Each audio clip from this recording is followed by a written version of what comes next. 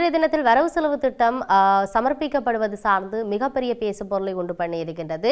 இந்தந்த அளவுக்கு எவ்வளவு ஒதுக்கப்பட்டிருக்கு, அபிவிருத்திகளுக்காக ஒவ்வொரு மாவட்டங்களுக்கான ஒதுக்கீடுகள் என்ன, ஒவ்வொரு துறைகள் சார் அபிவிருத்திகளுக்கான இல்லாட்டி அரசாங்க ஊழியர்களுக்கான வைத்தியத்துறை சார்ந்து இருக்கக்கூடிய அந்த நிதி எவ்வளவுக்கு ஒதுக்கப்பட்டிருக்கின்றது என்பதுதான் மிகப்பெரிய கேள்விகளாக இருக்கிறது. அது சார்ந்தான வாத பிரதிவாதங்கள், அந்த வரவு செலவு திட்டம் சமர்ப்பிக்கப்படுகின்ற அந்த விடயங்கள் சார்ந்தெல்லாம் நிறைய நகர்வுகள் வெளிவர காத்திருக்கின்றது. ஆகவே அவை சார்ந்து பார்க்க வேண்டிய தேவை இருக்கின்றது.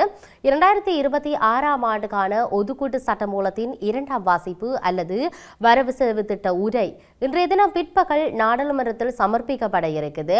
நிதி திட்டமிடல் மற்றும் பொருளாதார அபிவிருத்தி அமைச்சராகிய ஜனாதிபதி அனுரகுமார திசாநாயக்க இந்த வரவு செலவு திட்ட உரையை சமர்ப்பிப்பார் என்று சொல்லப்பட்டிருக்கிறது.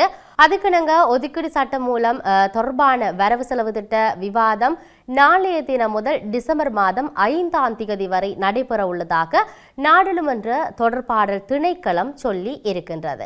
வரவு செலவு திட்ட 2ஆம் வாசிப்புக்கான வாக்கெடுப்பு நவம்பர் மாதம் 14ஆம் தேதி வெள்ளிக்கிழமை மாலை 6 மணிக்கு நடைபெறும் என்றும் அறிவித்திருந்தார்கள்.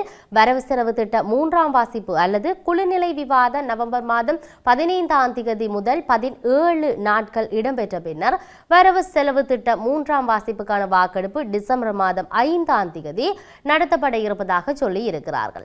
வரவு செலவு திட்ட காலப்பகுதியில் அரசாங்க விடுமுறை நாட்கள் மற்றும் ஞாயிற்றுக்கிழமைகள் தவிர்த்து மற்றைய ஒவ்வொரு நாளும் வரவு செலவு திட்ட விவாதம் நடைபெற இருப்பதாக நாடாளுமன்ற தொடர்பாடல் திணைக்களம் சொல்லி இருக்கின்றது.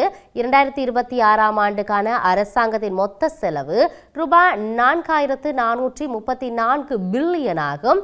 எதிர்வரும் ஆண்டுக்கான ஒதுக்கீட்டு சட்டமூலத்தில் அதிகபட்ச நிதி ஒதுக்கப்பட்டுள்ளது நிதியமைச்சருக்கு என்பது இங்கு நாம் சொல்லக்கூடியதாக இருக்கிறது.